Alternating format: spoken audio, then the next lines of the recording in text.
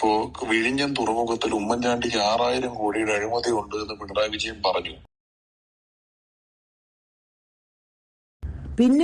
പിന്നെ എവിടുന്നാണ് ഈ BJPന്റെ ഒരു ഇത്?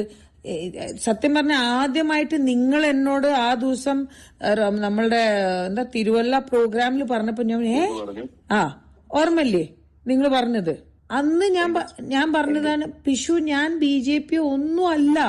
ഇത് എവിടുന്നാണ് ഈ BJP വന്നത്? ഇപ്പൊ ഞാൻ പറയാ കോൺഗ്രസിലെങ്കിലും എന്നെ മിനിസ്റ്റർ ബാബുരാജിനോട് ഞാൻ ചോദിച്ചു.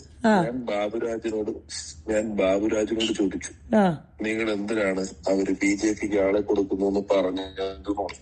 ഇപ്പൊ ബാബുരാജ് എന്നോട് പറഞ്ഞു ഞാൻ അങ്ങനെ പറഞ്ഞിട്ടില്ല. ഞാൻ ചോദിച്ചു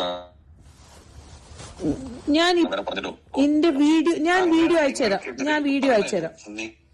അങ്ങനെ ആരോപണമുണ്ടല്ലോ ആണ് ഞാൻ പറഞ്ഞത്. ഞാൻ 1 കോടി എടുത്തിട്ടുണ്ട് കാൻഡിഡേറ്റ്സ് കൊടുക്കാൻ വേണ്ടി എന്ന് നിങ്ങൾക്കെതിരെ ആരോപണം ഉണ്ടെന്ന് പുള്ളി പറയുന്നത്.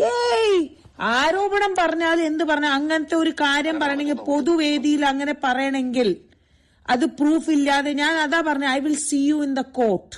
ഞാൻ പറഞ്ഞ അന്ന് ഞാൻ ജനറൽ ബോഡി ആരോപണം പറയാൻ പ്രൂഫ് വേണ്ട. നമ്മുടെ ലോയിൽ ആരോപണം പറയാൻ പ്രൂഫ് നോ. പക്ഷെ ആള് എന്നെ പേഴ്സണലി പറയണതും പൊതുവേദിയിലും പറയണതും പൊതുവേദിയിൽ പറയാനും പ്രൂഫ് വേണ്ട. അതെ ഓക്കെ ഫൈൻ.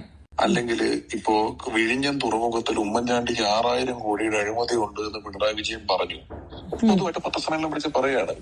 ഇതൊരു ആരോപണമാണ്. ആരോപണത്തിന് പ്രൂഫ് വേണ്ട. നമ്മുടെ കോൺസ്റ്റിറ്റ്യൂഷനിൽ ഇത് ഉമ്മൻചാണ്ടി 6000 കോടി പറ്റിച്ചു, മറ്റേത് നമ്മൾ എന്ത് സാധനം ചെയ്താലും അവര് മുഴുവൻ അഴിമതിയാണ്, പൊളിറ്റിക്സിൽ അങ്ങനെ പറയുമല്ലോ. അപ്പൊ ആ നിയമം വെച്ചിട്ട് നമ്മൾക്ക് ഒരാൾക്കെതിരെ ഒരു ആരോപണം ഉന്നയിക്കാൻ പ്രൂഫ് വേണ്ട. ആരോപണം തെളിയിക്കാനാണ് പ്രൂഫ് വേണ്ടത്. നിങ്ങൾ തെളിയിച്ചോ, ഞാൻ മേടിച്ചിട്ടുണ്ടെങ്കിൽ തെളിയിച്ചോ. അല്ല അത് ഞാൻ പറഞ്ഞു I see you in the court. അതന്നെ ഞാൻ പറഞ്ഞു, തെളിയിച്ചോട്ടെ, ആള് തെളിയിക്കട്ടെ.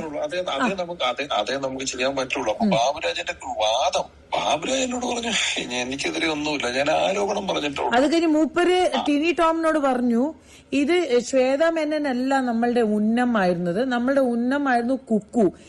എവിടെങ്കിലും കുക്കു എന്ന വ്യക്തിനെ ഇവരാരെങ്കിലും I doubt and I seriously believe that she was part of the crime to sabotage our committee.